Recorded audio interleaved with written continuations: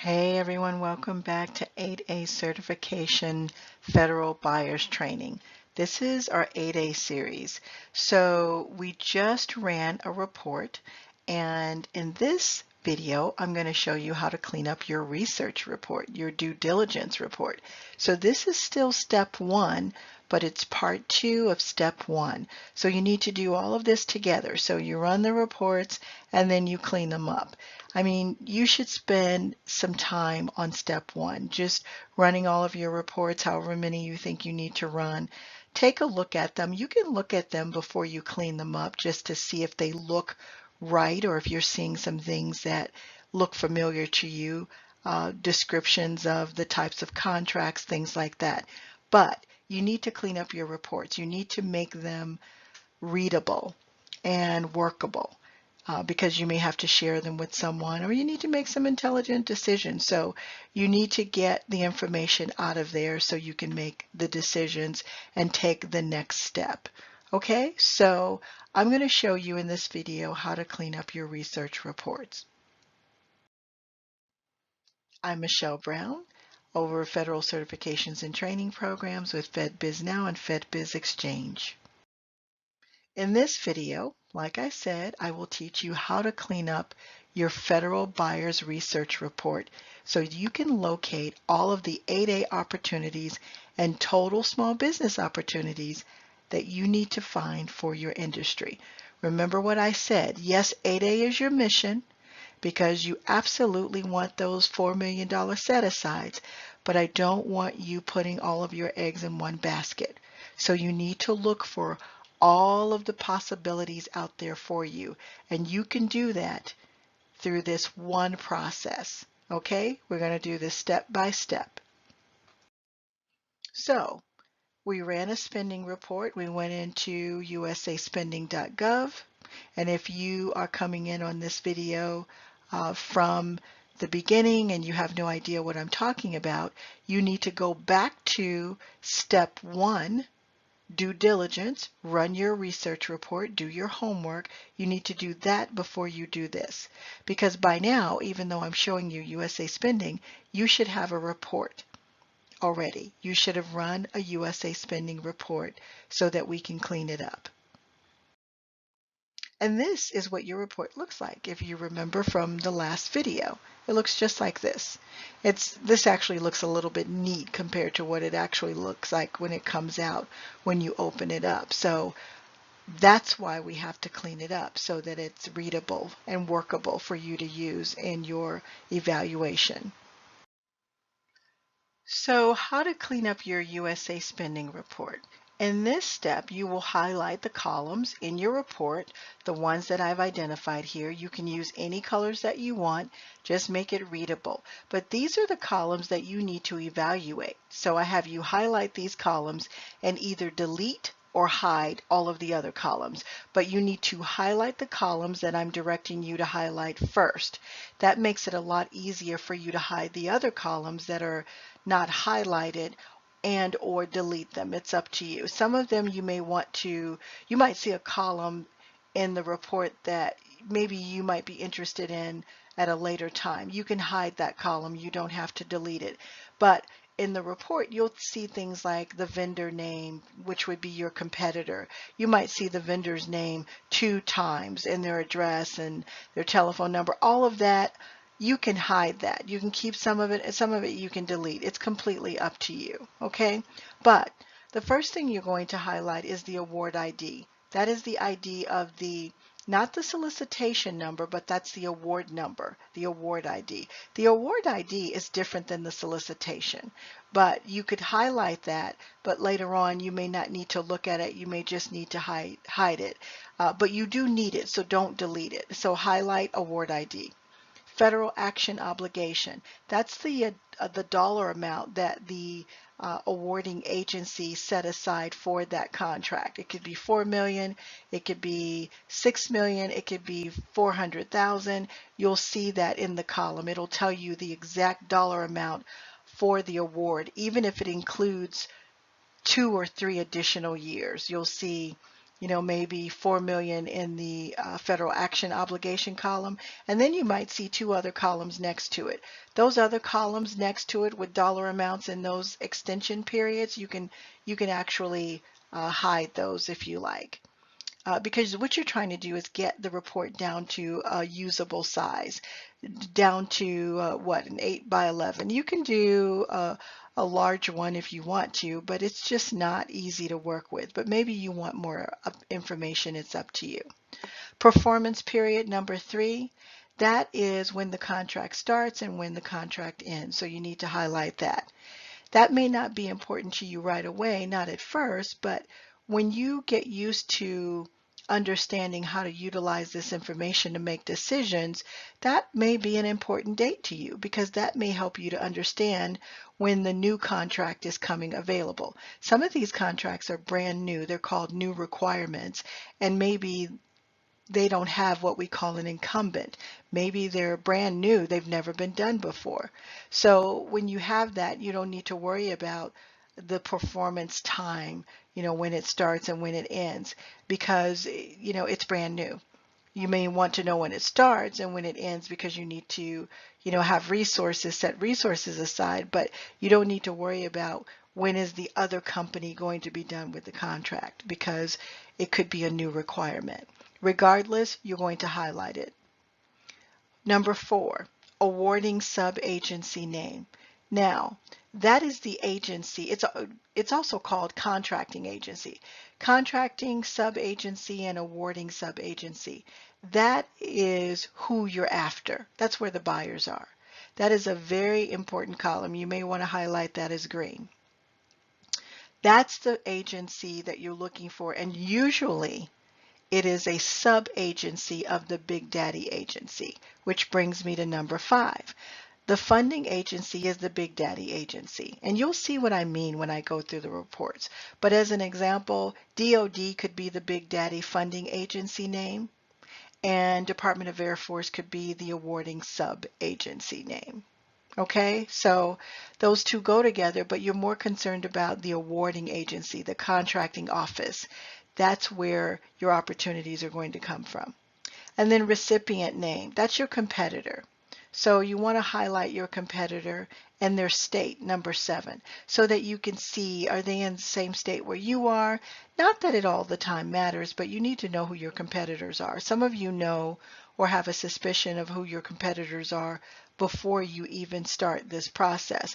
So look for your competitors. If you know who they are, look for them in the report and see how much information you can find on them. Number 8, solicitation identifier. What if you need to look up the actual solicitation? So we highlight that too. Most of the time, even though I have you highlight it, you may not need it right away. You might not need it until you go and actually pull the solicitation. Number 9, product or service code, 9 and 10. That is the code that you are going to use to update your SAM. Remember what I said about the product service code. It is one of the most crucial codes you could ever use because it identifies exactly the description of the job or the contract. It identifies what's being done, and it is a better way, if not the best way, for you to find out how your buyers are coding things. Whether you think it's right or wrong, number 9 and 10 are crucial. You can also run reports on product service codes, okay, PSC codes. So remember that. If you want to see if most of your activity falls much better on your report or on your under your research under PSC codes better than it does under NAICS codes, then go back and run a report on the PSC codes that you start finding on your first report. You may find that's your best way to find your buyers. So 9 and 10. Number 10 actually describes what the PSC codes are. And under number 10, you can use some of those keywords when you go back to update your small business dynamic search profile. Okay? Number 11 and 12, those are your NAICS codes. Remember how I described NAICS codes. NAICS codes are a higher level. Do they sometimes give exact descriptions of what you do or what the buyer is describing when they're putting out a solicitation? Sometimes, but NAICS codes are really a higher level. NAICS codes can have multiple different PSC codes. So you could have one NAICS code that could have 5 PSC codes, okay, because the PSC codes really break it down for you. So you want to highlight the NAICS code and the NAICS description. And all of these things, like 9, 10, 11, and 12, tell you how the buyer is describing this solicitation. So if you have the same codes in as the buyer, if you have these codes that you're using, whether you're trying to find an opportunity under the buyer codes or whether you're trying to update your SAM and allow them to find you, you want to have the same codes that the buyers have. And this is how you do it. So everything that you learn, you're going to write it down, and then and if you're in one of my classes, I have a specific format in a sheet that you complete. And that way, when you go back to update your SAM, you know exactly what you're doing, you know exactly what you discovered on your research report. And then it all starts making sense to you. And if a buyer is looking for you, just like you're looking for him, they will find you because you're in their space. You're doing things exactly the way that they do things. And remember what I said, they don't always think the way that you do or the way that the system does. Whether it's right or wrong, you know, you could be using code 1, 2, 3, 4, 5, 6 because the system says if you sell uniforms, that's what the code is. But he may not see it that way. He may decide to put uniforms, or she may decide to put uniforms under 3, 4, 7, 8, 9, 12, or something like that. So I just need you to understand how important that is. Otherwise, you will never find most of your opportunities. You might find a few, but you won't find most of them. But if you do what I'm trying to teach you to do, then you will find all of the opportunities in your forecast reports. You'll know when they're coming out. You'll know what's going on. You'll know exactly what your buyers are thinking and where they are.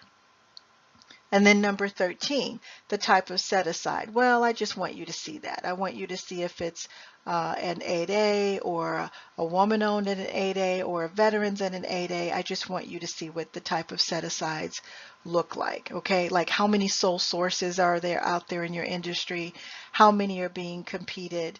How many of them are not 8A, but they're in your industry? You need to see all of that, those kinds of details.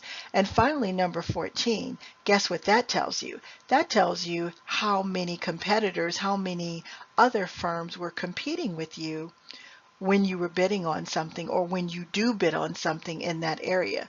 And I'm telling you, you know, you'll notice that you don't have a lot of competition. In fact, in one of the videos that I'm going to do, I'm going to show you for 8A which agencies are already working with 8A firms, and then I'll show you what your competition looks like.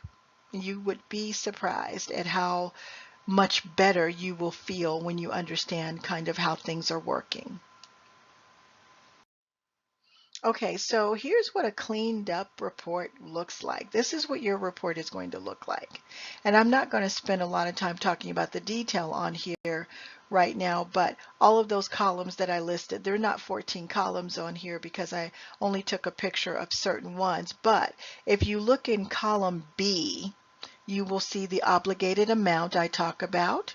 That's the dollar amount of the contract. Okay, that could be the full dollar amount of the contract plus extended years. Look at this yellow column, column H, awarding agency name.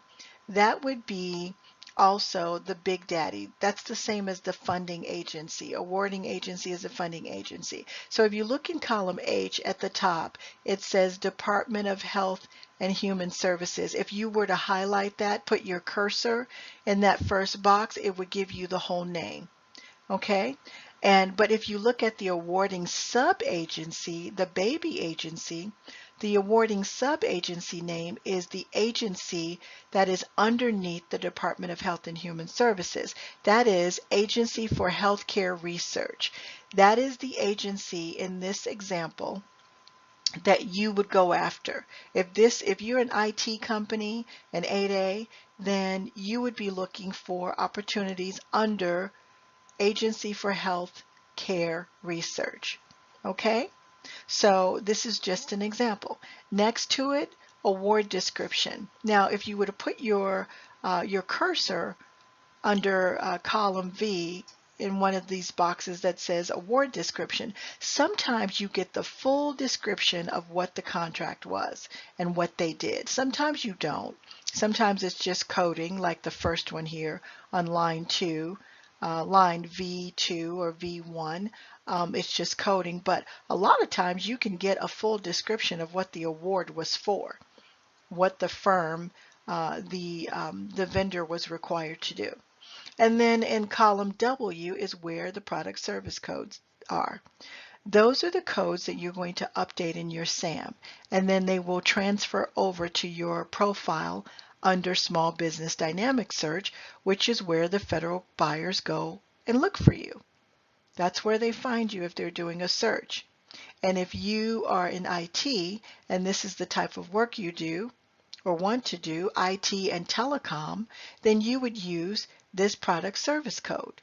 But you may also use the one underneath it as well, because you may be already using the NAICS codes that are in column Y. Okay, so this will all start making sense to you eventually. But column Y are the NAICS codes, but because you start out running a report, you'll know what these codes are. But the thing you're going to learn is what PSC codes in column W and column X, what PSC codes are attached to these NAICS codes.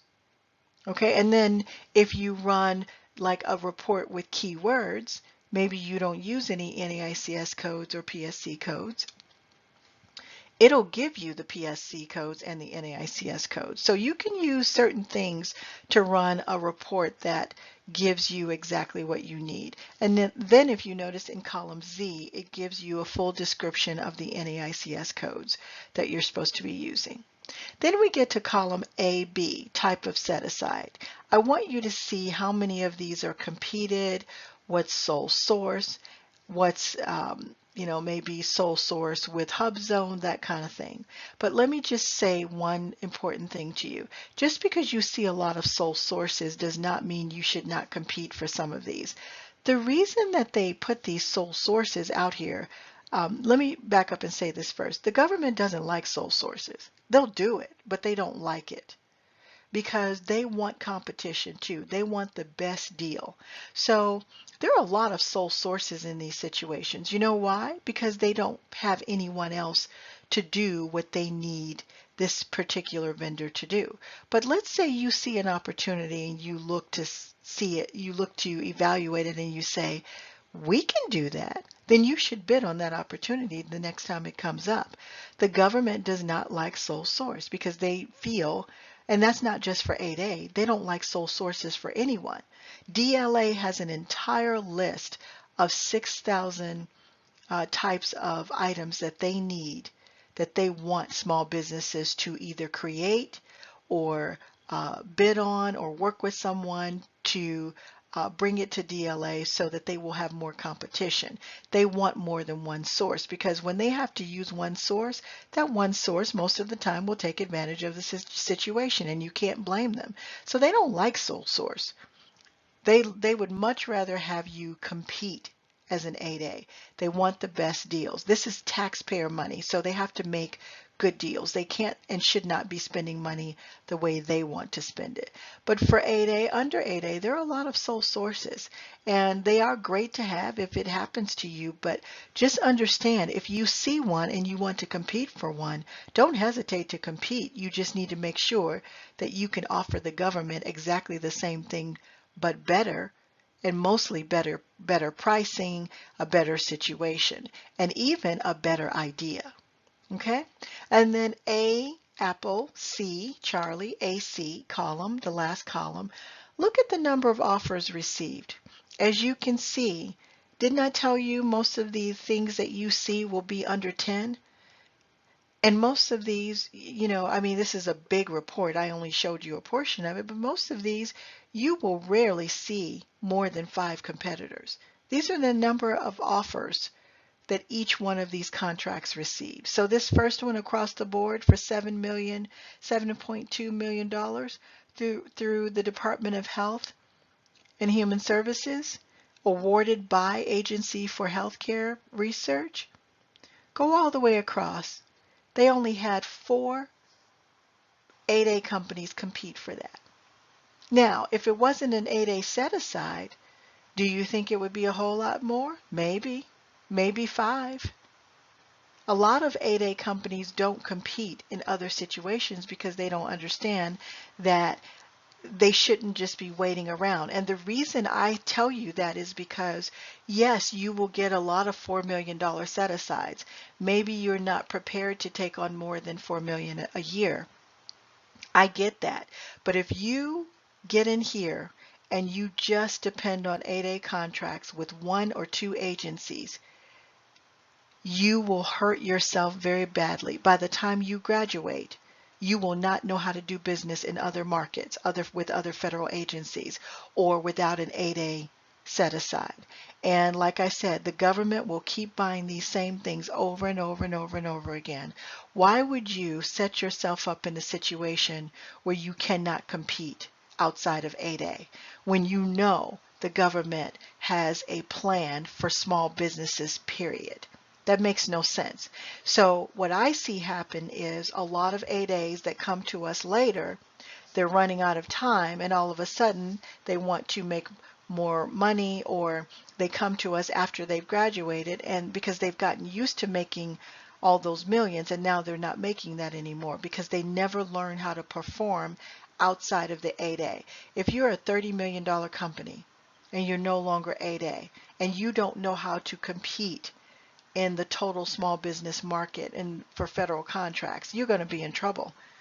You're going to go from 30 million back down to, maybe 5 million, maybe 2, maybe nothing. So learn how to do both. Learn how to manage and balance. Never put all of your eggs in one basket. So just a couple of things to consider. There are many columns in the report, as you can see. Remember to name each one of your reports. If you are going to run a report for 3 NAICS codes, or NAICE codes as you call them, name them by the NAICE codes, okay? Or write something out, because they will all start to look the same. Name them by the NAICE code and the year. So if it's 2018 all the way back to 2016, you can name it, 519611, 2018 through 2016, or vice versa. Just make sure you name it because they will all look the same. We highlighted the important columns. That's all the 14 that I talked to you about. You should get something out of each one of those columns. Each one of those columns should help you to understand what's going on with your market. And number 4, you're looking for which agency is buying in your industry. So the sub-award agencies, or the awarding sub-agency name, is very, very important to you. But then you want to see what NAICS codes they're using, what PSC codes they're using. You can organize these reports however you want, okay, to suit you. Which agency buyers are setting aside for 8As already. You want to know that, even though I'm telling you to run your reports for 8A, small disadvantaged businesses, and total small business, even though I'm telling you to run a report under your NAICS codes with both of those categories, I want you to acknowledge the agencies that are already doing set-aside business with 8A companies, because those are your low-hanging fruit agencies. You know they already understand how to use 8A. So you could go after them. You need to watch them. And you could even encourage them to do more. For instance, DOD does a lot of 8A stuff. Not the Big Daddy DOD, but the Big Daddy DOD does it, and a lot of the baby agencies, Department of Air Force, Navy, Coast Guards, all of the DOD, the parent DOD, and all of the children, the baby agencies, the sub-awarding agencies, they all appear to do a lot of business with 8A companies, which is wonderful. So that means if you see DOD activity with 8A, that should be one of your target agencies or sub-awarding agencies. Okay? But it's nice when you see it because you already know who has the education, who's using the 8A. So if DOD is a big 8A fan, then you go after DOD and look for 8A opportunities on their forecast reports. So how much buyers are spending with 8As? If it's a $7 million contract, you know they have no problem setting aside $4 million, $6 million. They have no problem doing this. That's your low-hanging fruit stuff. But then you need to do the same thing for total small business set aside. That would be if you're woman owned. That would be if you're just regular total small business. That would be if you're a veteran. That would also be if you have HubZone. Okay, so you need to look at all of those categories based on what certifications you have. If you don't have any certifications but 8A, then you just look at total small business. And then what are they buying, and when are they using the 8A set-asides to buy? So if you see patterns, pay attention to that too. I mean, we don't want to just stick with the patterns, but we want them to do as much activity as they can with 8A, but just pay attention to what the patterns are. If you see an agency that does a lot of sole source, then you need to find out what's going on with that. Do your homework before you call them, though. Don't call them asking them a lot of questions. Call them with at least partially knowing the answer. Because remember, a lot of these people are not very helpful. And remember, if you need to understand how things work for our contracting officers, go and watch my series on how to work with contracting officers because they think differently. If you want to know how to work with small business specialists, then listen to some of the small business set-aside information. But small business specialists, I'm always going to be honest with you, they're not very helpful. Some are, a lot of them are not. So, just go and watch and listen to some of the other videos to help you understand how these contracting officers think. All they are trying to do is buy what they need to buy. They're buying for all different agencies, some of them. And some of them are buying 20 things at a time, 15 things at a time.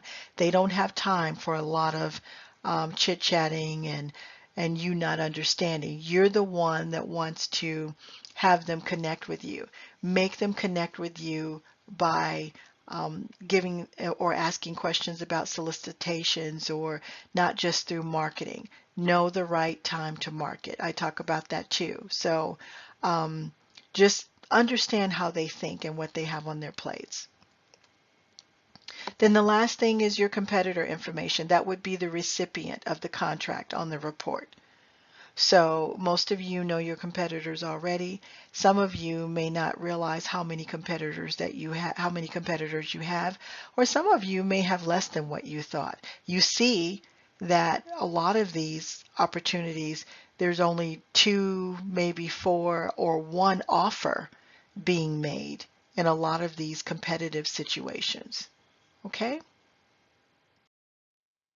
So now that your reports are all cleaned up, print them out so that you can use them in step 2. Thank you for joining me. See you in the next video, 8A Certification Federal Buyer Step 2. Please leave me your comments.